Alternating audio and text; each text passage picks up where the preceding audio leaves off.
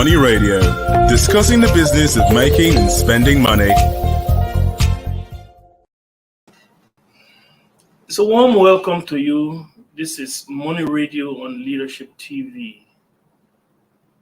On Money Radio, we discuss the latest news and happenings across the economy of Nigeria. And my name is Case Hammond. I'm your host, and I'm with AGK in the studio today. AGK, you're welcome. Thank you. Today, the topic we are discussing is titled Development in the Transportation Sector. Focus on cabotage and the suspension of the Port Harcourt Maiduguri rail line. AGK, you're welcome. AGK, for further introduction, when you want to know about the transportation sector in Nigeria, this is the go-to person, AGK. He's the transportation aficionado and he's the in-house analyst of leadership. So, AGK, you're welcome again. There have been happenings in the transportation sector. As we mentioned, development we'll talk about the suspension of the railway. There's supposed to be construction of railway between Port Harcourt and Maiduguri that is supposed to link the south straight with the north. And then we have the federal government making it known that they intend to pump money into cabotage. First of all, please, let us know what cabotage is and then what this means, pumping money into the local industry, the local marine industry, what it means for the economy. Yeah, Mr. Case, the cabotage funding, I think that's the most appropriate word. It's all about a policy that was initiated in the past, which I remember under President Obasanjo set aside some funds for the purpose of empowering the shipping line. Yeah. Now, these funds were kept in the care of the Central Bank of Nigeria with an agreement that the Nigerian shipping lines who are viable are supported in order to keep them afloat. The support will come in terms of funding and everything for them to maintain their ships and to buy more. It's like government coming into the sector to help subsidize and make things easier for the shipping line. As a matter of fact, Nigeria is the only oil exporting. It's one of the biggest oil exporting countries that doesn't have a shipping line. We don't have a shipping line that takes our crude oil from here to abroad. But we are one of the people that supply the highest oil in the world. So these funds were set aside over a long time now with the idea that when you look at the viable shipping lines, they make a proposal, you look at how you come in as a government to support them. Now this fund has been lying. We have about $350 million lying in the central bank for a while.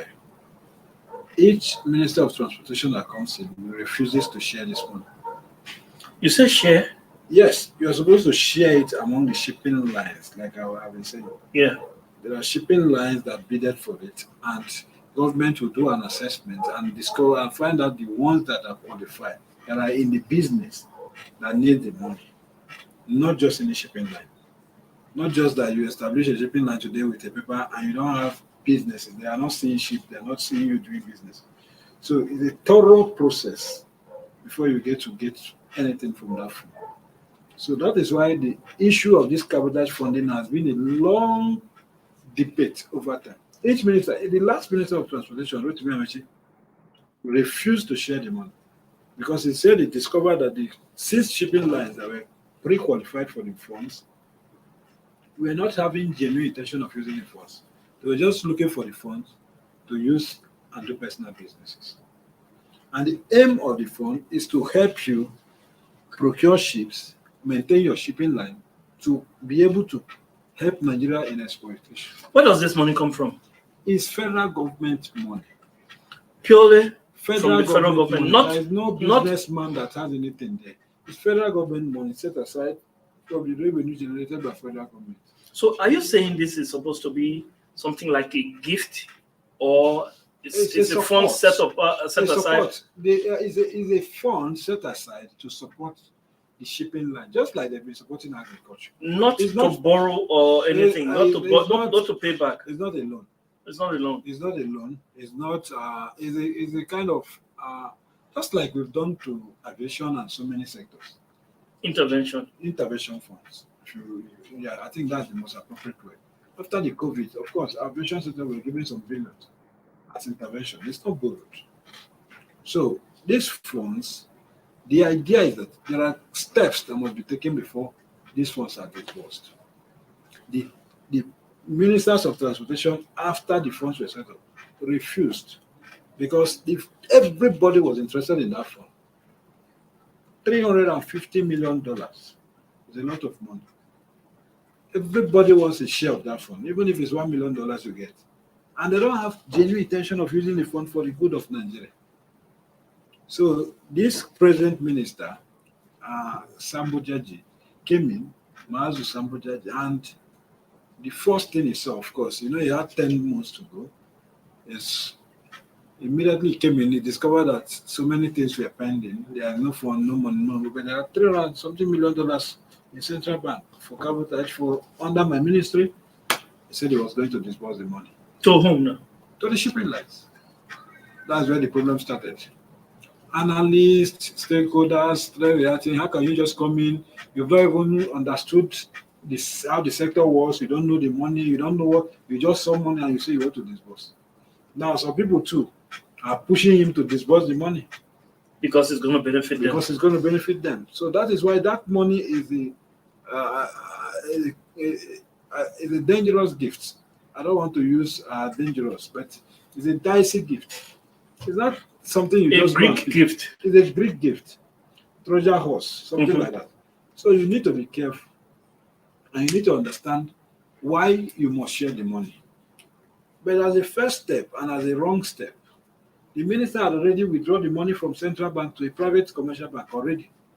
The money has been in CBN for a long time now. Amechi refused to touch it. Amechi wanted to disburse it and discovered that the shipping lines do not have the intention of using the money for the growth of Nigeria. So he said, no, go and do your business, let the money be there. Until when you show me that if I give you so amount of money, in the next 3 to 4 months, you're going to bring in things and you're going to start using your ship for the good of the country. And they didn't see it. None of them could convince him. So this minister came in. The careful thing there is that you need to understand that these funds have been there for a while. And ministers that refuse to disburse it had their reasons. So if he must disburse it, he must make sure that these companies are qualified. And Nigeria must see the benefit in a short while. Don't just call somebody. About 6 companies were pre-qualified for the money. If you divide over $300 million by 6 companies, at least each of them should get $5 million. $50 million. What am I even talking about? $50 million. No. Yeah. $50-something million. We're talking about $350 million. Mm-hmm. So it's a big body. And that is why all of them are interested in that money. So the minister needs to be careful. The people coming to share the money needs to be careful, because I believe that subsequent governments will hold them responsible for that money.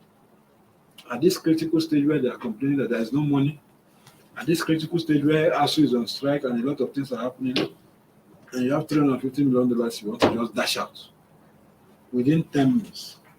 You have 10 months to go. And you just want to, the first thing you did is that you've patrolled around the country and now you just want to dash out the money to people and you continue again.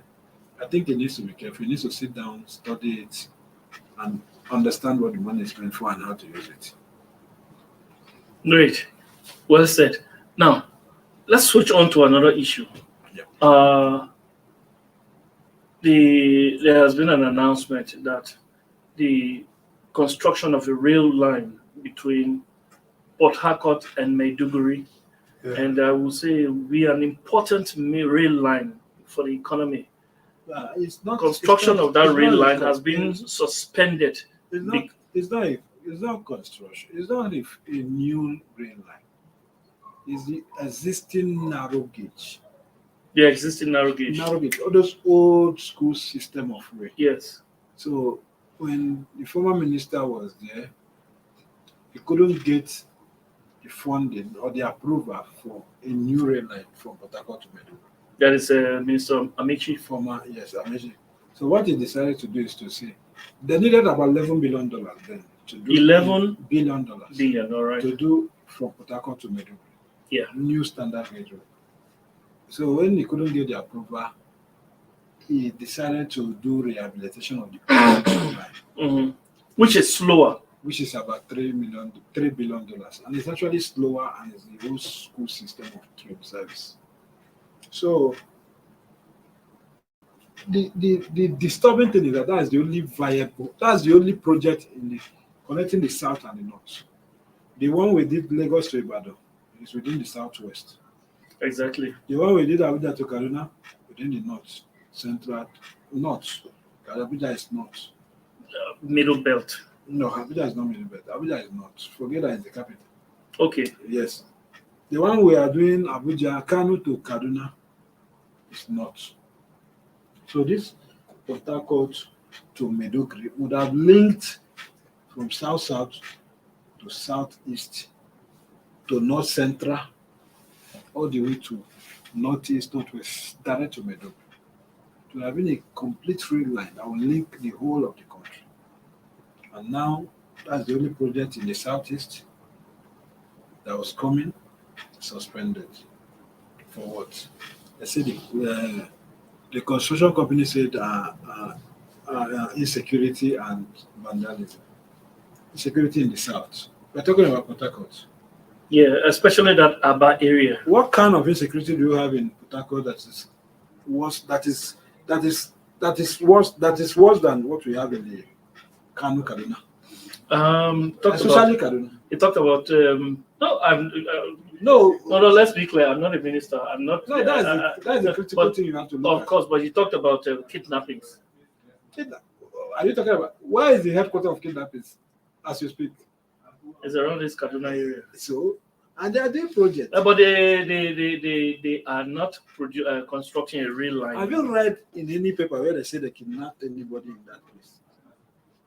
We've not heard of it. I haven't heard about. In the recent time, we've not heard anything. No, I haven't heard anything about a foreign national being kidnapped. Even local kidnappings I've heard about. That. No, we're talking about people doing the raid.